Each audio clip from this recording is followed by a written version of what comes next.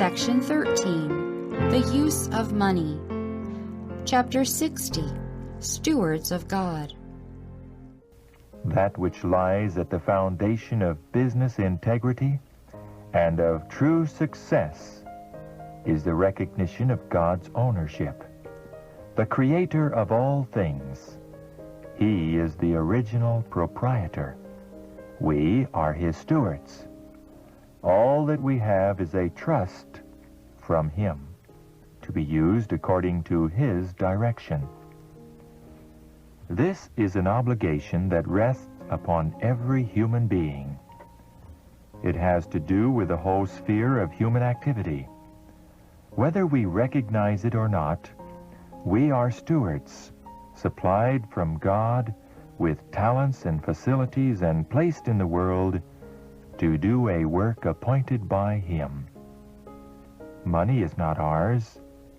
Houses and grounds, pictures and furniture, garments and luxuries do not belong to us.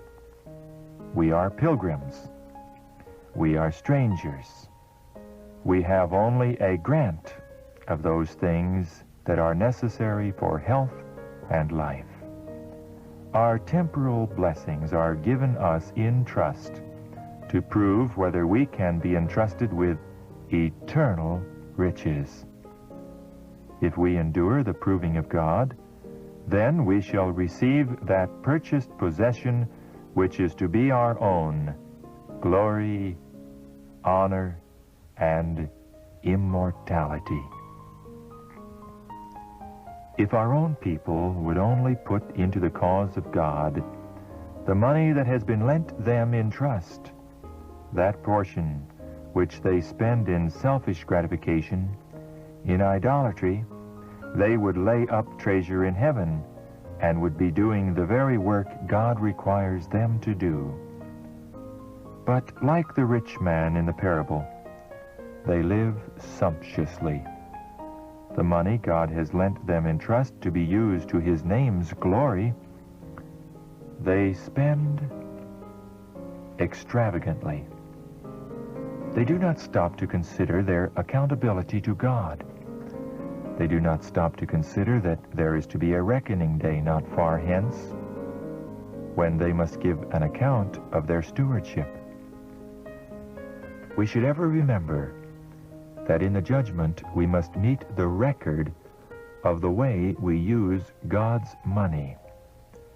Much is spent in self-pleasing, self-gratification that does us no real good, but positive injury. If we realize that God is the giver of all good things, that the money is His, then we shall exercise wisdom in its expenditure, conforming to His holy will. The world, its customs, its fashions, will not be our standard.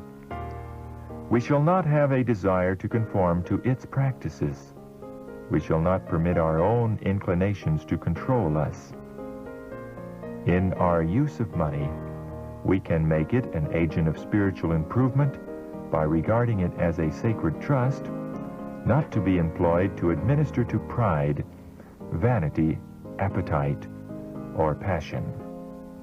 I was shown that the recording angel makes a faithful record of every offering dedicated to God and put into the treasury, and also of the final result of the means thus bestowed. The eye of God takes cognizance of every farthing devoted to His cause, and of the willingness or reluctance of the giver. The motive in giving is also chronicled. Systematic giving for the family. Let every one of you lay by him in store, as God hath prospered him.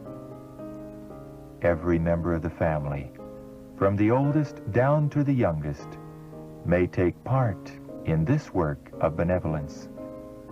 The plan of systematic benevolence will prove a safeguard to every family against temptations to spend means for needless things. and especially will it prove a blessing to the rich by guarding them from indulging in extravagances. Every week, the demands of God upon each family are brought to mind by each of its members, fully carrying out the plan. And as they have denied themselves some superfluity in order to have means to put into the treasury, lessons of value and self-denial for the glory of God have been impressed upon the heart. Once a week, each is brought face to face with the doings of the past week, the income that he might have had if he had been economical, the means that he does not have because of indulgence. His conscience is reined up, as it were, before God, and either commends or accuses him. He learns that if he retains peace of mind and the favor of God, he must eat and drink and dress to his glory. God's requirements come first. We are not doing his will if we consecrate to him what is left of our income after all our imaginary wants have been supplied. Before any part of our earnings is consumed, we should take out and present to him that portion which he claims.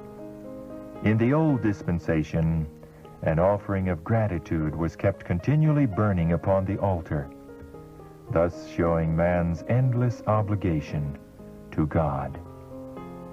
If we would have prosperity in our secular business, it is because God blesses us. A part of this income is to be devoted to the poor, and a large portion to be applied to the cause of God. When that which God claims is rendered to him, the remainder will be sanctified and blessed to our own use. But when a man robs God by withholding that which he requires, his curse rests upon the whole. If we represent the character of Christ, every particle of selfishness must be expelled from the soul. In carrying forward the work he gave to our hands, it will be necessary for us to give every jot and tittle of our means that we can spare. Poverty and distress in families will come to our knowledge, and afflicted and suffering ones will have to be relieved. We know very little of the human suffering that exists everywhere about us. But as we have opportunity, we should be ready to render immediate assistance to those who are under a severe pressure. The squandering of money in luxuries deprives the poor of the means necessary to supply them with food and clothing. That which is spent for the gratification of pride in dress, in buildings, in furniture, and in decorations would relieve the distress of many wretched, suffering families. God's stewards are to minister to the needy.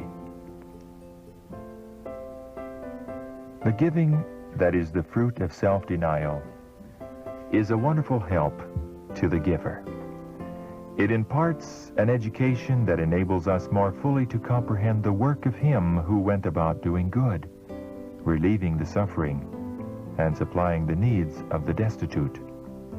Constant, self-denying benevolence is God's remedy for the cankering sins of selfishness and covetousness.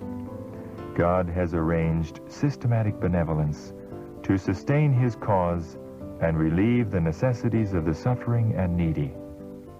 He has ordained that giving should become a habit, that it may counteract the dangerous and deceitful sin of covetousness.